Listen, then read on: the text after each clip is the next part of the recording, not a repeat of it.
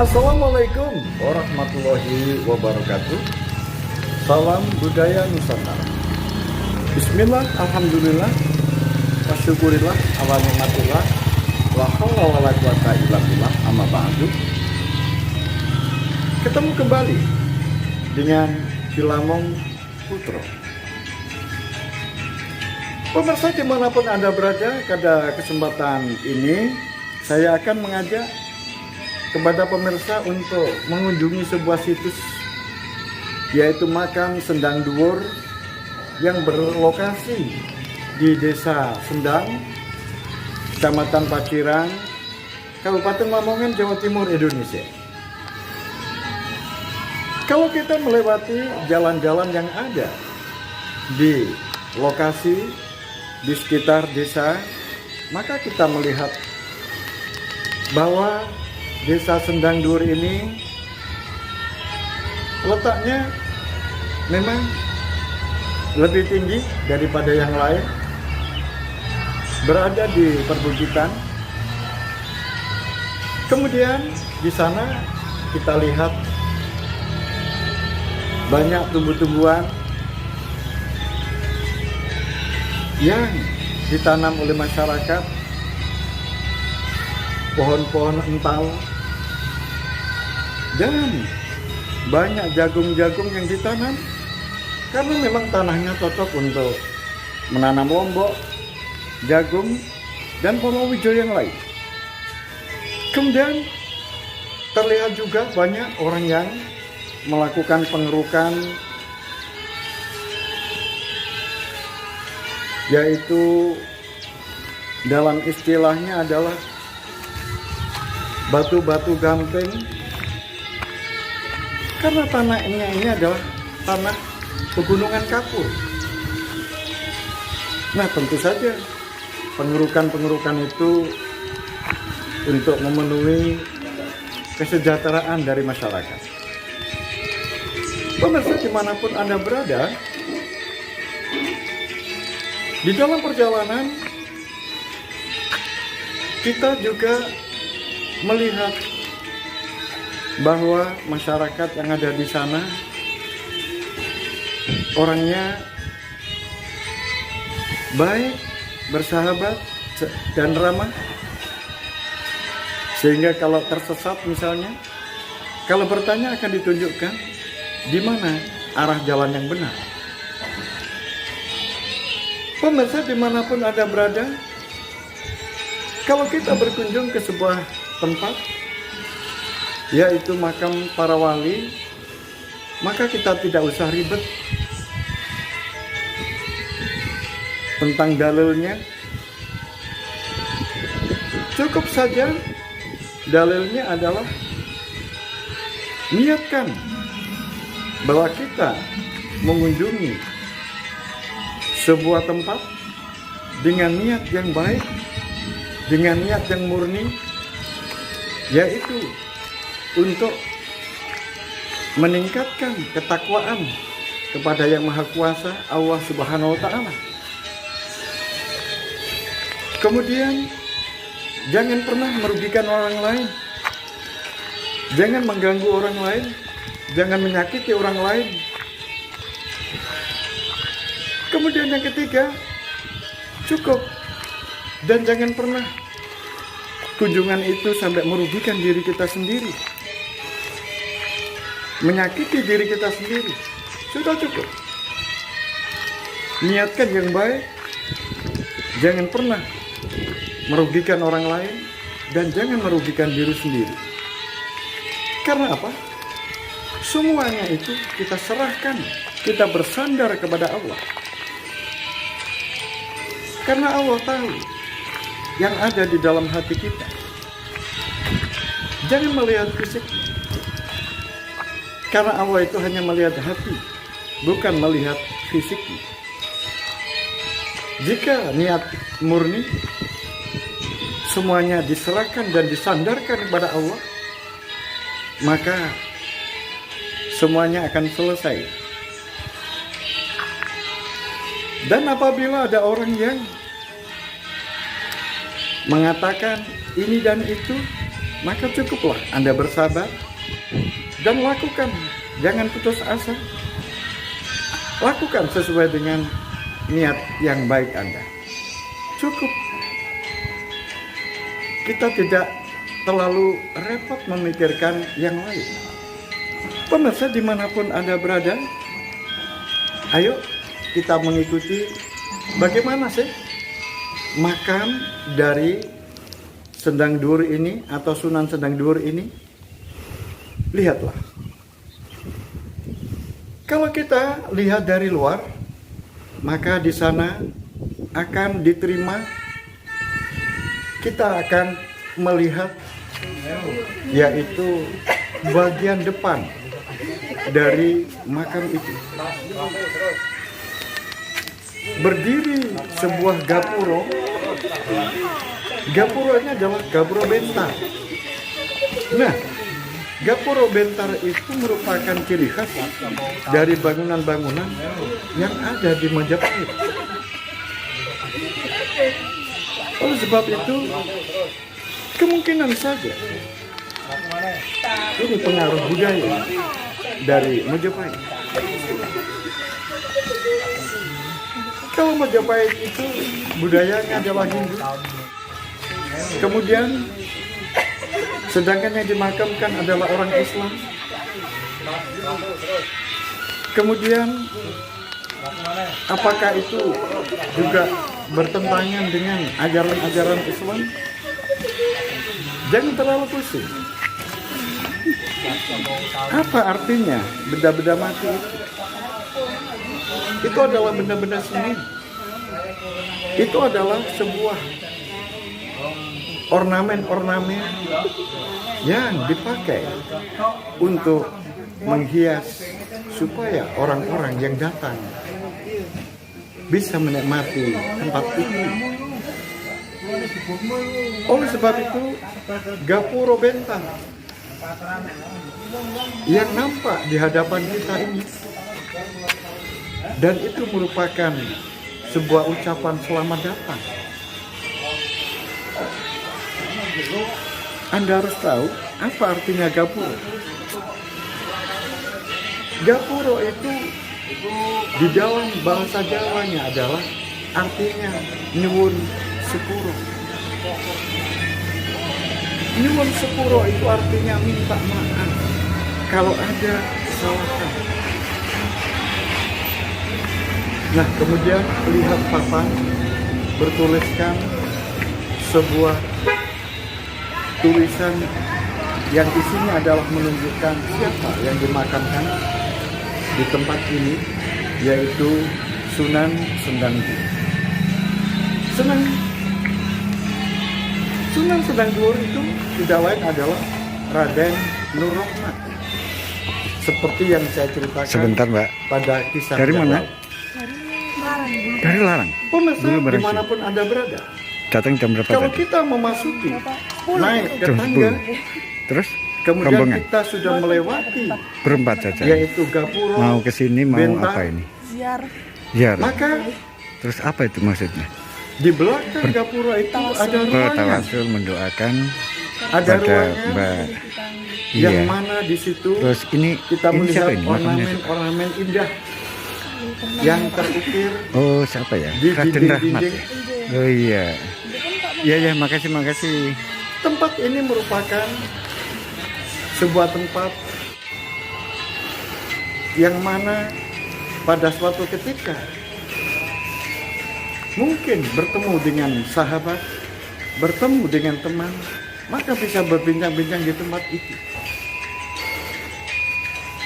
Nah, kemudian setelah itu kita memasuki pada gapuro yang kedua. Gapuro yang kedua ini adalah gapuro yang disebut dengan Paduroso. Padu itu artinya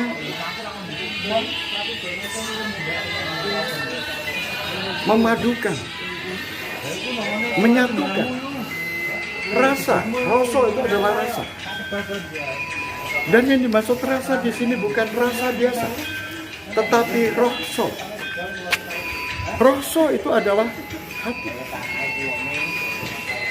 Kalau rasa itu artinya adalah rasa sakit yang sifatnya badania. Tetapi kalau roh so adalah sesuatu yang bisa dirasakan oleh hati kita. Nah, kemudian roh so itu harus dipadukan. Apa itu? Iya, kalau ada kesalahan-kesalahan, kalau ada kekilafan-kekilafan, yaitu khususnya adalah Sunan Sedang Dur Raden Nur Rohmah, maka sebelum sampai di makamnya, beliau sudah memberikan isyarat, yaitu Sebentar, mohon Mbak. dimaafkan Dari mana? atas Dari segala Larang. Dulu barang sih. kesalahan Datang jam berapa tadi? ketika beliau masih Jam 10. Terus ini rombongan adalah padurosa. berempat saja. Mau ke sini mau apa ini? Jadi memadukan Ya. rasa. Terus apa itu maksudnya? Demikian juga Tawasul. Tawasul memadukan mendoakan rasa, pada memadukan roh so, Iya. memadukan rasa Terus hati, ini siapa ini? Makamnya siapa? memadukan rasa hati yang paling Oh, dalam siapa ya? Raden kepada Rahmat. orang-orang yang Oh menunggu, iya. termasuk Iya, makasih, juru-juru makasih. kuncinya. Di sana ada 2 juru kunci. Juru kunci penerima tamu yang ada di bagian setelah kita masuk ke ruangan atau gapura yang kedua. Maka di bagian sebelum kita memasuki gapura yang kedua, maka di depan gapura yang kedua itu ada makam di sebelah kiri. Di sebelah kiri gapura itu ada makam. Kemudian kalau di sebelah kanan ada sebuah tangga. Nah, tangga ini adalah bisa menuju ke masjid. Kemudian kita masuk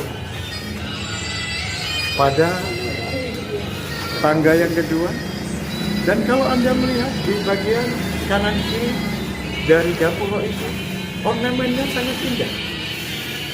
Walaupun kelihatan kasar, karena batu-batu ini bukan batu-batu kali, tapi ini adalah batu-batu kapur yang dibuat, sehingga tentu saja di dalam mengukirnya tidak sehalus batu-batu kali. Tetapi kalau dilihat dari jauh, sudah kelihatan juga. Kemudian kita masuk pada gapura, yaitu gapura Paduroso. Maka setelah kita masuk, maka kita melihat di bagian kiri dan di bagian kanan banyak makam-makam yang ada di situ. Kemudian kalau kita berjalan, maka di situ ada bangunan. Di mana bangunan itu adalah terminal. Maksudnya adalah juru kunci, pembantu untuk mengatur para tamu yang ingin turun ke bawah karena jalannya sempit. Oleh sebab itu, rumah sebagai tempat menyambut para tamu yang di situ sudah ada juru kuncinya, ini lebih bersifat mengatur para tamu dari mana asalnya, kalau perlu diberikan sebuah keterangan tanda tangan supaya pada suatu ketika bisa dipakai oleh para pengurus yang ada di situ, bahwa pada bulan ini tamu yang datang jumlahnya sekian dan sebagainya. Kemudian yang lebih penting lagi adalah sifatnya terminal. Tamu-tamu itu dipersilakan duduk karena di situ ada tikar-tikar. Kemudian nanti bergantian untuk turun ke bawah untuk menuju kepada makam yang utama. Pemirsa dimanapun Anda berada, kemudian setelah itu turunlah ada jalan sempit turun ke bawah dengan tangga, dan jalannya juga berbelok ke kiri. Kemudian kalau kita dari arah kita, maka di sebelah kanan kalau kita toleh, di situ ada sebuah bangunan, di mana bangunan itu juga ada makam, dan di depan bangunan itu juga ada makam-makam. Kemudian aku mencoba untuk berkeliling. Ternyata bangunan ini ada di tebing sebuah jurang. Kemudian batu-batu yang ada di sekitarnya, di sebelah utaranya rumah itu ada batu-batu besar. Dan itu merupakan bagian dari tebing itu. Aku juga melihat ada terowongan yang ada di bagian bawah dan pohon-pohon yang tumbuh di situ. Kemudian aku berputar menuju ke bagian selatan. Terlihat di sana dari jauh banyak rumah-rumah, dan kelihatan dari atas menunjukkan bahwa makam itu memang letaknya di bagian ketinggian yang cukup tinggi. Kemudian setelah mengitari, kemudian barulah menuju ke timur, dan setelah belok ke kanan, maka kita melihat Gapura Garuda. Oh nggih. Gapura Garuda ini merupakan sebuah gapura utama dari sebuah makam yang utama. Apa itu? Garuda itu merupakan sebuah lambang kesatriaan. Ingatlah di dalam cerita Mahabharata tentang, maksud saya cerita Ramayana tentang Garuda Gentayu, yaitu burung Garuda yang membela seorang putri yang diculik oleh Ravana, putri Sinta.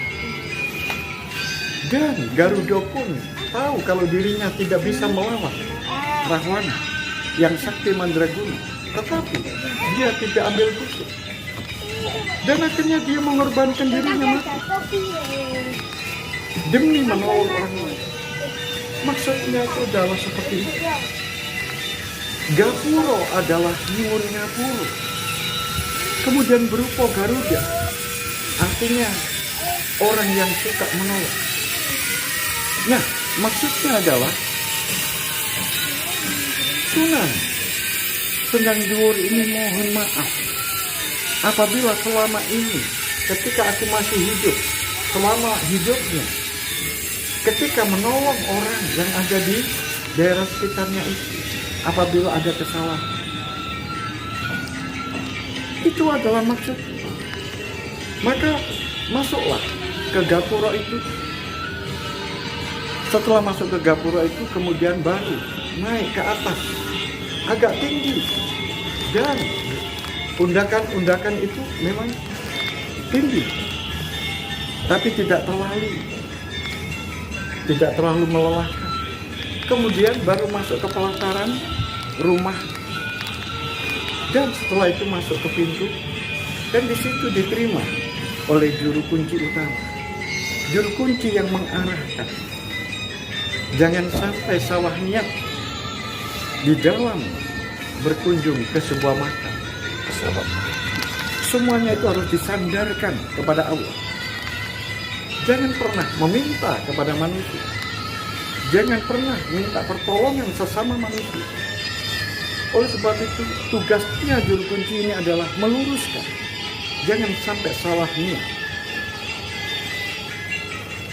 Kemudian juga juru kunci itu mengatur, karena di situ ada tempat khusus, yaitu tempat makam dari Sunan Sendangduur, dan tempat itu sangat terbatas.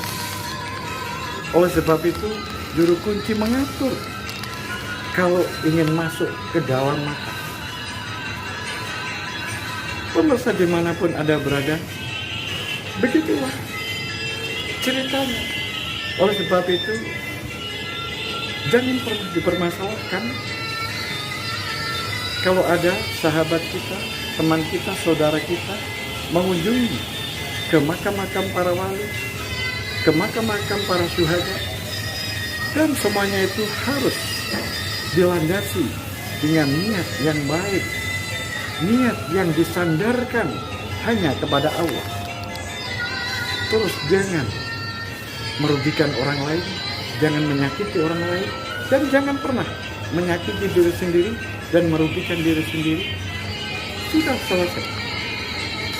Sampai di sini pemirsa, ada kurang dan lebihnya. Semoga Allah SWT memberikan ampunan kepada kita semuanya. Amin amin ya rabbal alamin. Akhirul kalam, billahi taufiq wal hidayah, waridha wal inayah. Assalamualaikum warahmatullahi wabarakatuh. Salam budaya Nusantara.